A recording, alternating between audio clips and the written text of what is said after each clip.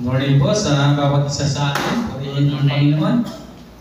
Magandang umaga po. Medyo maulan-ulan pero okay lang naman. Hindi naman masyadong makakarating pa rin sa church. Wala pa rin baha. Salamat sa Panginoon sa umaga nito.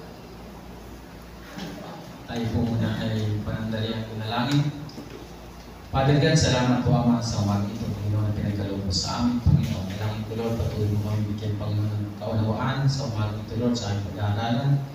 Bigyan mo kami ng katalinuhan, Panginoon. Dalangin ko Lord, bawat isa Panginoon ay bigyan po kami, Panginoon. Na ito ay matutunan namin ang ayon sa iyong kalooban ng tao. Bilang lingkod mo, tulungan mo ako uman at ibahagi ayon lang sa iyong kalooban, Panginoon. Salamat Lord, pagpalain mo yung salita sa umaga ito.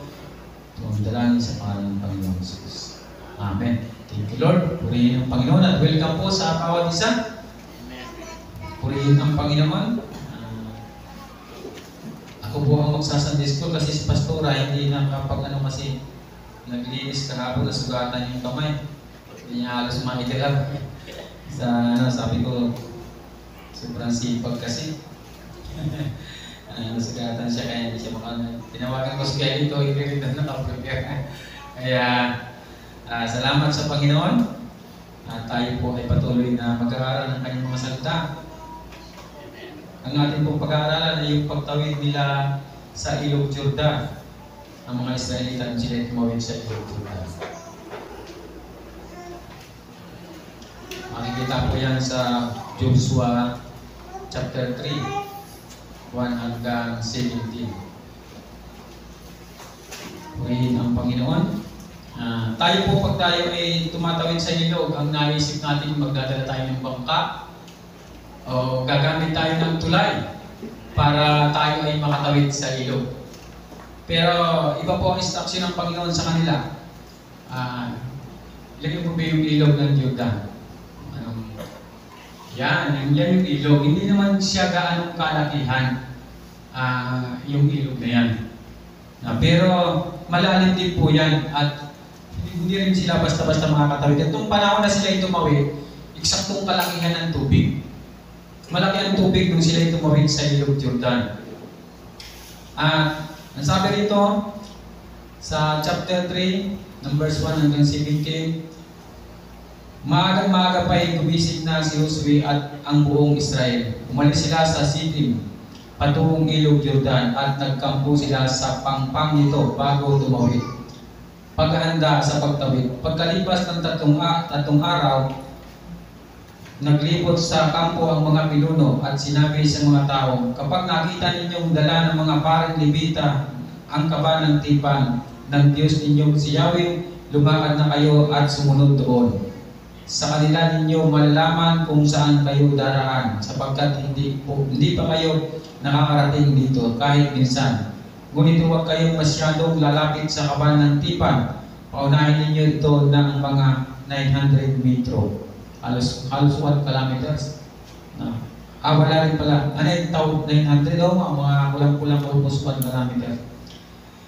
Sinabi naman ni Josue sa mga tao, linisin ninyo ang inyong mga sarili sapagkat bukas ay masasaksihan ninyo ang mga himalang gagawin ni Yahweh. Pagkatapos ay inutusan niya ang mga paring Levita, buhatin na ninyo ang kaba ng tipan at mauna kayo sa mga taong bayan at iyon ang nga ang ginawa nila. Sinabi ni Yahweh kay Josue, sa araw na ito ay gagawin kitang dakila sa pangingin ng buong Israel. Sa gagawin ko ay mababatid nila ang pinapatnubayan kita tulad ng ginawa ko kay Moises. Sabihin mo sa mga paring Levita na magdadala ng kaba ng tipan na magtuloy na sila sa Ilog Jordan. Ngunit pagdating nila sa tubig, sa pangpang nito ay huminto muna sila. At tinawag ni Josue ang mga tao at sinabi sa kanila, halika kayo at pakinggan ninyo ang pinapasabi ni Yahweh na inyong Diyos. Dito ninyo malalaman na kasama ninyo ang Diyos na buhay. Pagdating ninyo roon, lilipunin niya ang mga Kananiyo, mga Hitiyo, mga Hibita, mga Peresiyo, mga Girgasiyo, ang mga Amoriyo at ang mga Tibusiyo. Ang kaba ng tipan ng Panginoon ng buong mundo ay maaunang itatawid ng Ilog Jordan. Pumili kayo ng 12 lalaki, isa sa bawat lipit ng Israel. Kapag tumungtog na sa tubig ang mga paring may dala ng kaba ng tipan, ni Yahweh ang Panginoon ng buong mundo, titigil ng pag-agos ang ilog Yordan. Ang tubig ay matitipon sa isang lugar. Ang pagtawid sa pangunahan ng mga paring may dala ng kaba ng tipan, umalis ng kampo ang bayang Israel upang tumawid sa ilog. Malaki ang tubig ng Yordan sa panahon ng tag-init. Nang sumapit sa ilog Yordan ang mga paring may dala ng kaba ng tipan, tumigil ang pag-agos ng tubig at ang tubig ay natipon sa tapat ng bayan ng Adam, lungsod na nasa tabi ng Saritan. Samantala ang agos ng pababa sa dagat na patay sa Araba ay nagpatuloy hanggang sa matuyo ang ilog at nakatawid ang mga Israelita. Malapit sa Jericho ang kanilang tinawiran na natili sa gitna ng natuyong ilog ang mga paring may dala ng kaba ng tipan hanggang sa makatawid sa kabilang pangpang ang buong sambayanan ng Israel. Salamat sa salita ng Panginoon. Kung titignan natin dito, ang sabi ng Panginoon sa kanila, sinabi ni Josué sa mga tao, linisin ninyo ang inyong mga sarili sapagkat bukas ay masasaksihan ninyo ang mga hiwalang gagawin ni Yahweh. So una po, ang pagtawid nila talagang dapat i-prepare nila yung kanilang sarili. Dapat nililinis natin ang ating mga sarili. Sabi ko, linisin natin ang ating mga sarili para tayo ay makatawid. Tayo po ay may mga pinagdadaan ng mga ilog. Bagamat hindi literal na ilog, pero tayong lahat ay may tinatawiran. May pinagdaraanan tayong mahirap na bagay. Pero sabi ng Panginoon, magpakalinis kayo, anak. At doon yun po ang magdadala sa atin para magkaroon ng himala sa ating mga buhay. Na yung mga bagay sa mundong ito ay kaya natin pagtagumpayan. Matatawid natin yun. Hindi sila naghanap ng tulay, hindi sila naghanap ng bangka para sila ay makatawid. Nanampalataya sila sa Panginoon at sila po ay nakatawid. Nung sila ay makatawid po doon, alam natin nung makatawid sila kasi kailangan na sakupin ang bayan ng Jericho. Kaya yung taga Jericho ay nangangatog na ang mga tuhod nila. Dahil alam nila ibang klase ang Diyos ng mga taong ito. Kayang tuyuin ng dagat. Sa buhay po natin, ano man yung mga dagat na ating pinagdaraanan, ano man yung hirap na ating pinagdaraanan, kaya po natin itong lagpasan. Kaya natin itong tawirin sa mga magitan ng ating pagiging malinis sa harapan ng Diyos. Dapat po tayo maging malinis, magkaroon tayo ng talagang sensitibo lagi sa pakiramdam sa banal na Espiritu na siyang nananahan sa atin. Para ito po ay manatili sa atin at maging malinis ang ating pamumuhay bilang Kristiyano. At matatawid po natin ang anumang ilog na ating daraanan at tayo ay magtatagumpay. Makakarating tayo sa lupang pangako ng Panginoon dahil ito po ang gusto ng Panginoon sa atin. Ang gusto ng Panginoon sa atin ay magkaroon ng buhay na kasiya-siya at mayroong kasaganaan sa ating buhay na ibibigay ng Panginoon.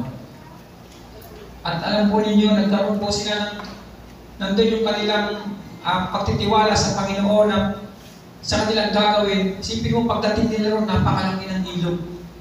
Mataas, malaki ang tubig. Maaaring siguro malalim, tapos may mga bata pa sila. Hindi rin basta ang kanilang gagawin. Dahil malamang yung panahon yun, baka marami rin sa kanila hindi marunong maglangoy. May kasama pang mga bata, yung mga ganyan kalalaki, at yung iba ay kinakarga pa kasi marami na sila. So, talagang kailangan matuyo yung dagat. At walang pili makagawa ng mga bagay na yun, kundi ang Panginoon lang. Walang ibang pili makagawa nun. Kaya sabi ko, magpakalinis kayo. Pag tayo po ay mayroong malinis na puso, yung mga bagay na dapat natin gawin, magkakaroon po ito ng tagumpay. Magtatagumpay po tayo sa ating po mga gagawin pag tayo po ay mayroong malinis na puso. Number 1 pong requirements ng Panginoon dito, dapat po malinis ang ating puso. At ang sabi doon, tingnan ninyo yung mga pari at doon kayo sumunod kasi hindi nyo alam ang dadaanan ninyo. Dahil kahit minsan hindi pa kayo nakarating dito.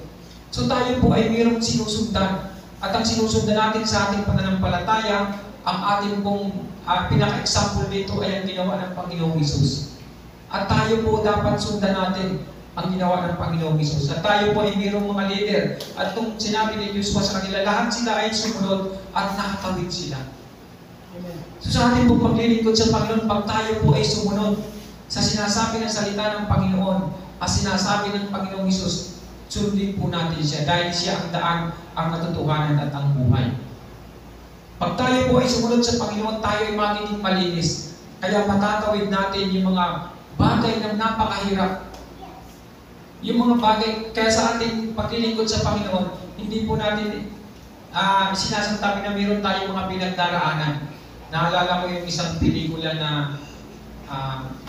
komando, parang basta mga komando sila, isang military group sila, na mayroon silang gustong encounter na isang lugar. Ngayon, ng daan, ang hirap, pero kailangan makatawid. Ang ginawa ng iba, pagdating doon, tumawag na sila dun sa dinapaan nila yung mga, ang daming matitinig na, mga alambre. At tapos sila yung dinaanan ng mga kasamahan nila sa likod. Doon tumakbo sa likod yung mga kasamahan nila para makatawid doon sa kabila at na-conquer nila yung bayan na yun. Ganon yung kanilang team. Ganon yung kanilang pagpupunyagin ng makatawid. Gumawa sila ng sarili, yung human talaga. Yung ginawang tulay, yung tao. Diba yung ganong klaseng puso, yung ganong klaseng damdamin na may dahil lang gusto niyo yung mission niya na magawa niyo yung mission, mayroong mga tao nagsasacrifice para lang makatawid doon sa lugar na yun. Walang tulay na ginamit kundi yung mga tao mismo. Kung walang ganong klaseng mga sundalo, walang ganong klaseng mga handang maglingkod sa Panginoon, paano nila masasakop yung bayan yun? So napakahalaga sa samahan o sa isang team na mayroong pagkakaisa. Mayroong talagang nandun yung kanilang puso na sa ating pagsunod sa Panginoon. Pag tayo mayroong gano'n, welcome yung mga nagpakasyon galing Davao. Purihin ang Panginoon dahil nakarating sila ng ligtas at naging masaya ang kanilang bakasyon. So sa ating pong buhay bilang Kristiyano, sabi ko nga, ang mahalaga sa atin, makarating tayo sa finish line na inilagay ng Panginoon sa atin. Sa ating takbuhin, may pagdaraanan man tayo, pero ang mahalaga, maabot natin yung mission. Ma-accomplish natin yung gusto ipagawa ng Panginoon sa atin. Tayo yung mga sundalo na talaga ng Panginoon na handang makipaglaban, makipagdigma. At ang ating pong pakikipaglaban, ayon sa Biblia, ay hindi sa physical na ito, kundi yung mga spiritual na makikipaglaban natin sa mga hindi nakikita. At dapat ito'y mapaglabanan natin. Wala mang ilog sa ating harapan, pero maraming mga pagsubok na daraanan natin na parang isang ilog na ang hirap kong tawirin kung wala kang gagamitin pananampalataya. Pananampalataya po ang naging daan nila, kaya sila'y nakatawid. At doon sila'y makatawid, lahat ng lugar na gusto nilang sakupin, lahat ng lugar na gusto nilang makuha, nakuha po nila. Kasi yung mga tao doon pa lang, nung makita na sila tumawid, ang tao doon sa lugar ng Jericho, nangatog na ang tuhod nila. Ang sabi nila, walang ibang Diyos na tulad ng Diyos nila. Kaya natatakot sila. Kaya alam mo ang ginawa doon ni Joshua, hindi naman nila sinako para makipaglaban, kundi umikot lang sila at nananalangin. Araw-araw silang nananalangin, pang-pitong araw, sumigaw sila na para sa Panginoon ang lugar na yon at bumagsak ang mga pader. Sa buhay po natin, nakikipaglaban tayo, nakikipagdigma tayo, hindi sa physical natin pagkatao. Pero tayo po ay nagtatagumpay. Nagagawa natin yung mga gusto natin gawin sa pamamagitan ng ating pananalangin. Kaya nga lang itong sinasabi sa bawat isa, sa bawat tahanan, paghahapon, i-gather mo ang iyong family at magkaroon kayo ng pananalangin kasi yan lang po ang maglalagay ng proteksyon sa atin. Pag araw-araw tayo nananalangin, kung meron mga gawang kaaway sa ating paligid, mawawasak yan, matatanggal yan at tayo'y magtatagumpay. Amen. Nakikipaglaban tayo sa mga bagay na hindi natin nakikita, pero ang tagumpay natin, pagkasama natin ang Panginoon, biro mga ilog, biro mga bagay na dapat tayong tawirin, kaya po natin itong tawirin. Magtatagumpay at magtatagumpay po tayo pagkasama natin ang Diyos. Hindi po tayo mabibigo sa lahat ng ating mga ginagawa pag ang Diyos po ang ating kasama. Napakahalaga po ang mga ginagawa natin pag tayo po ay nakapokus sa paglilingkod sa Panginoon. Alam natin, magkakaroon po tayo ng tagumpay. Sa ating pananampalataya, dapat po nandun sa puso natin yung walang kung minsan may nakaramdam ka ng panghihina. Alam mo, sabi nga, naunawaan ng Panginoon na minsan ikaw ay nanghihina, ikaw ay nagtatamlay, pero hindi maunawaan ng Panginoon kung ikaw ay titigil. Patuloy po tayong maglingkod sa Panginoon at tayo po ay magtatagumpay. Bibigyan ng Diyos yung mga bagay na kailangan natin. Kaya ako masaya kasi natapos na yung ating kusina. Pwede na tayong magkape doon. Palakpakan natin ng Panginoon.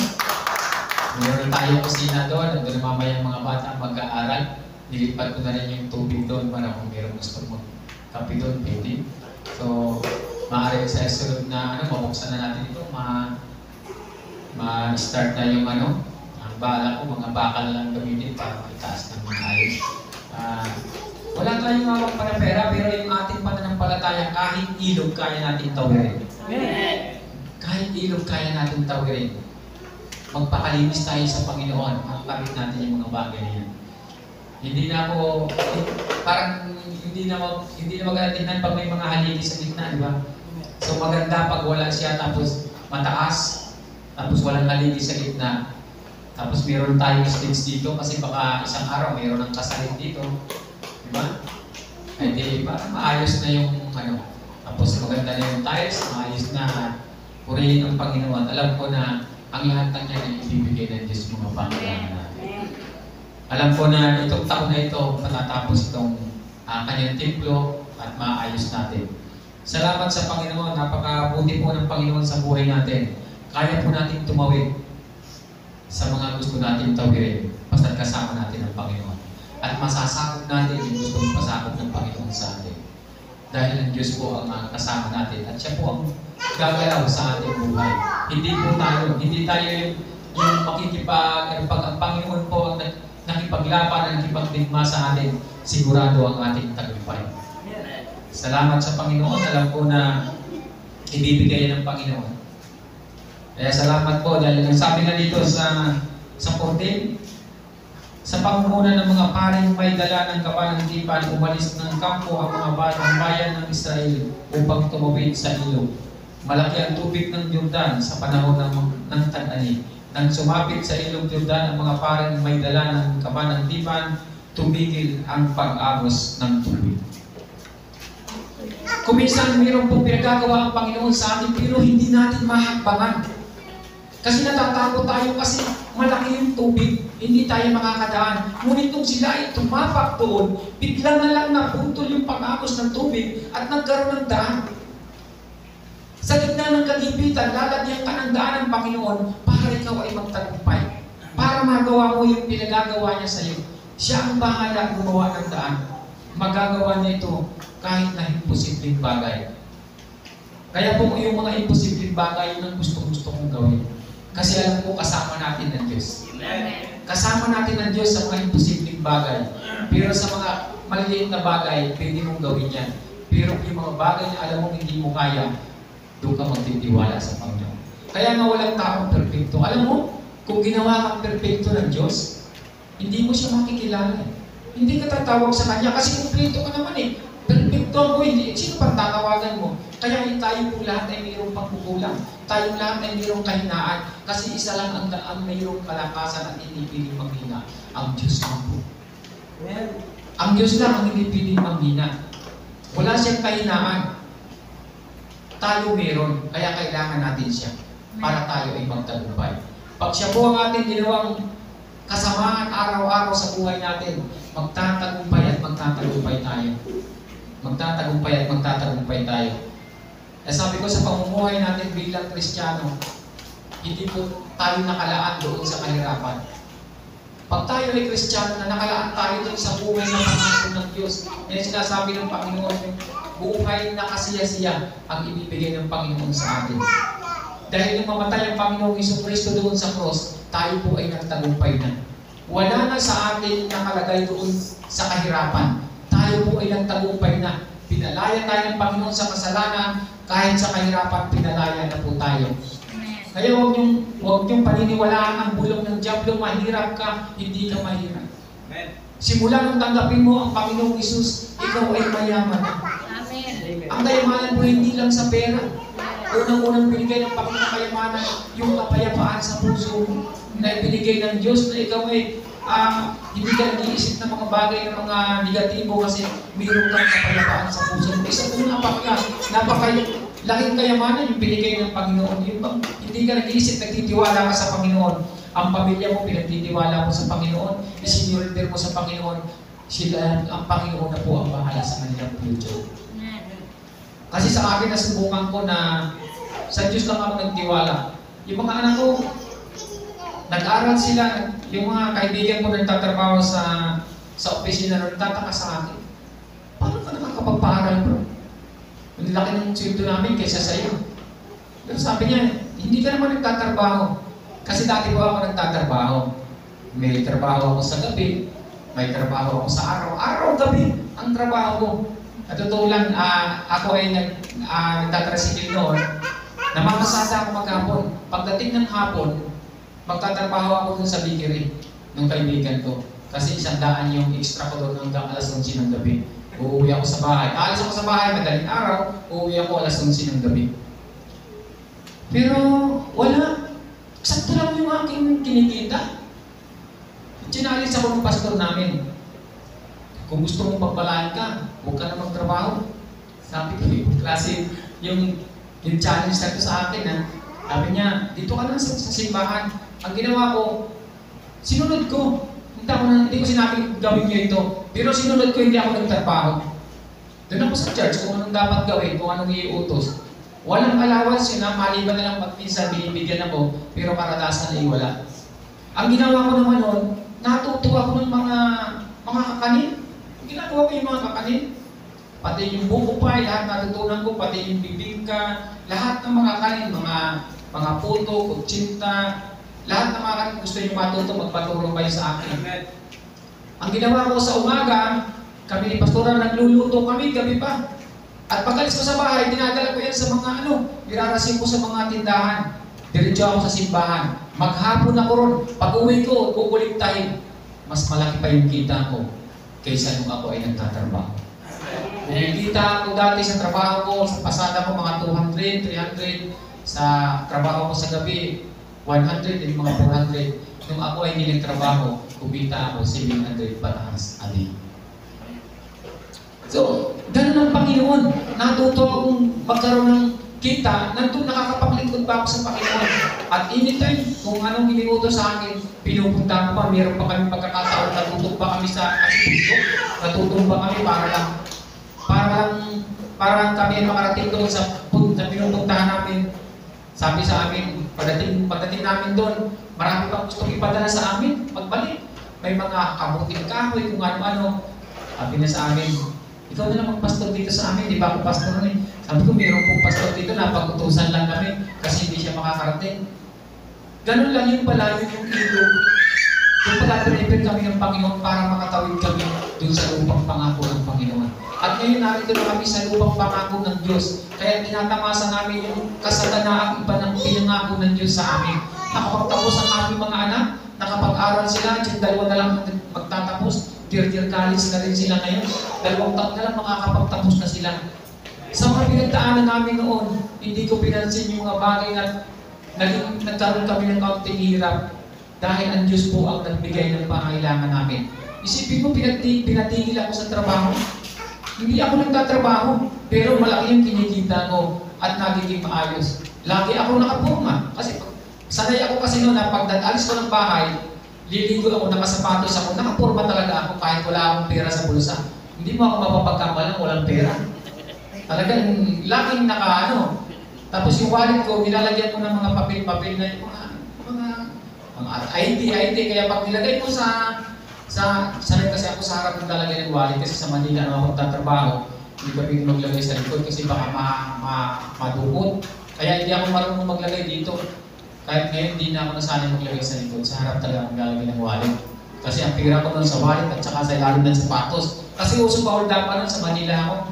Uso pa trabaho ako sa pabrika ng sinuli. Uso pa ng hold upan, kaya ang pira ko nun iba-hiwalay. Sa sapatos, dalawa yan, may kabila, meron yan. Kasi iniisip ko, makunta pa na ako, makakauwi pa ako kasi may pamasahe pa ako naiwan. Masyado ako sigurista nung bata pa ako, hindi ako, ang pera ko wala lahat sa wallet. Meron man sa wallet, pero konti lang. Iwa-iwala yan nakalagay sa bulsa ko. Kung makunta pa na ako, ay meron pa rin akong pamasahe pa uwi. Yun ang aking naisip palagi. Advance lang, pero hindi naman ako nakunta. Dahil nga, alam ko na agad ang gagawin ko. Sa buhay po natin bilang Kristiyano, hindi ka mahuhulog. Basta't nakatulog ka sa Panginoon. Meron ba mga tao na gustong manguldab sa iyo, gustong tanggalin ka sa paglilingkod sa Panginoon, hindi ka nila maisahan. Kasi ikaw ay mayroong wisdom mula sa Panginoon. Maging matalino po tayo.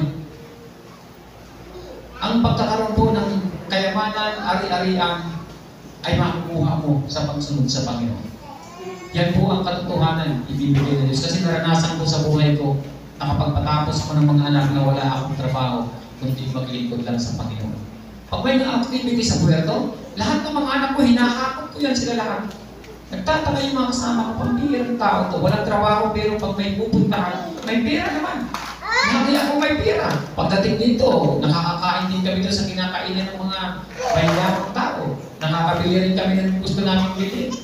Pero wala akong trabaho. Ganun po ang Panginoon mag-provide. May pagdadaanan ka mga ilog sa buhay mo, kayang-kaya mo yung tawid. Kasi ang Diyos ko ang magbibigay ng mga pamamaraan para ito ay iyong matawid ilog na pinagdaraanan. Kaya salamat sa Panginoon. Magpakalinis lang po tayo. Maging malinis tayo sa paglilingkod natin sa Panginoon. Ang challenge lang po sa atin sa School ngayong umaga, maging malinis po tayo para tayo po ay pagpalaki ng Panginoon. Makakamit po natin yung mga bagay na gusto natin sa paglilingkod sa Panginoon. Kaya huwag po kayong mag-alala, hindi po tayo pababayaan ng Diyos. Kaya salamat sa Panginoon. Alam ko na ngayong mga darating na mga buwan, ma-start na natin itong kanyang templo, maayos na natin, mapapaganda na natin. Kaya salamat sa Panginoon. Hindi na kayo mapapagka sa haligi na yan. Dahil magkakaroon na ito medyo mataas na. Kahit tumalog pa kayo ng mataas. Salamat sa Panginoon. Magkakaroon na tayo ng, sabi ko nga, pwede na dito mag-back up kahit matataas. Diba? Si Piotr, pwede na dito mag-back up. Kasi matangkad siya eh. Pag nandito hitaw yung ano, di ba? So, tayo po ay pinili ng Panginoon. Hindi po tayo pumili sa Diyos. Pag pinili ka ng Panginoon, lagi mong tandaan, ibibigay ng Diyos yung pangailangan mo. Huwag ka lang mag-alinlangan sa Kanya, ibibigay ng Panginoon yan. Naalala ko yung mga anak ko, sunod-sunod. Parang ganito rin sa mga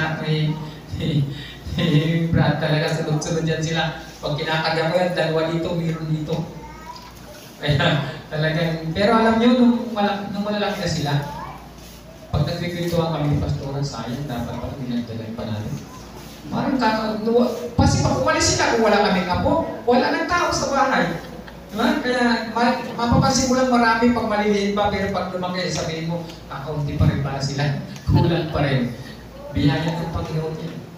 At ako natutuwa lahat ng mga anak ko ay talagang naglilingkod sa Panginoon. Hindi sila napalayo kasi sa simbahan.